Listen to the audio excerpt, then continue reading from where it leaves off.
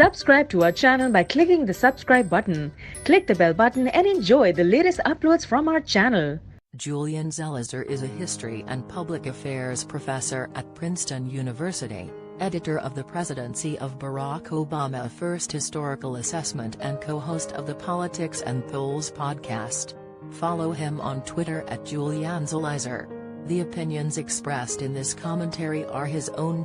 In early July 2017, President Donald Trump went on his second foreign trip, which included a stop at the G20 summit in Hamburg.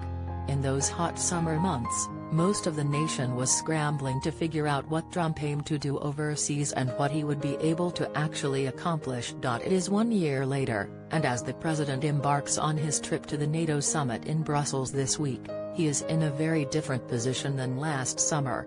Now, it's clear what he can accomplish at the international level. Indeed, it is fair to say that the world is now seeing the very serious impact that this president is having on U.S. relations with the world. President Trump loves to wreck things. He must be a fan of Groucho Marx's famous lyrics in the film Horse Feathers, "No matter what it is or who commenced it, I'm against it." On the world stage, being against it seems to be his favorite mantra. Preserving historic alliances? He's against it. As promised, Trump has followed through to keep America first, but it has been to the country's disadvantage globally. Despite hopes that some of his more seasoned advisors would push him away from this path, the president has managed to strain relations with a large number of key allies. In rather shocking fashion, as the world's attention was on June's G7 summit, Trump took jabs on Twitter at Justin Trudeau, who has not been on anyone's top 10 list of problems for U.S. foreign policymakers, accusing the Canadian Prime Minister of taking advantage of America when it comes to trade. The president has roiled some of our staunchest allies in Europe, including German Chancellor Angela Merkel, who has been disappointed with the way that the president has backed away from strong support of NATO, and, though they had a bromance for a few minutes during a state visit earlier this year, French President Emmanuel Macron has since made it clear just how frustrated he is with Trump's continually aggressive stance toward countries whose national interests have traditionally aligned with the U.S. As a result of his blistering words and policies, most recently with the separation of migrant children from their families at the U.S. southern border, the president has reversed the improved standing that the U.S. had achieved around the world under Obama. He has taken concrete steps to pull out of a series of international agreements that were at the heart of international efforts to combat climate change, reduce the nuclear threat, and strengthen global market exchanges. The Trans-Pacific Partnership, the Paris Climate Accord, and the Iran nuclear deal have all been abandoned in the president's first year and a half in office. Pursuing peace and reconciliation? He's against it. In the Middle East, the president is playing a dangerous game by throwing strong support to Benjamin Netanyahu's government.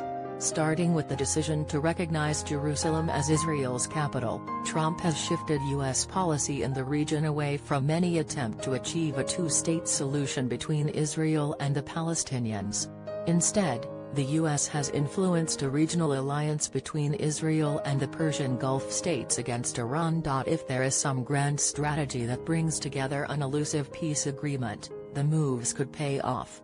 More probable, however, is that the explosive tensions within the region will only become worse. There are some areas of foreign policy with which U.S. allies are pleased, such as the virtual defeat of ISIS and relative stability in Iraq and Afghanistan.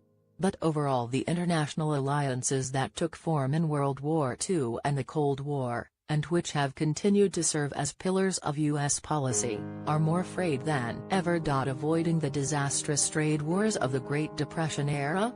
He's against it.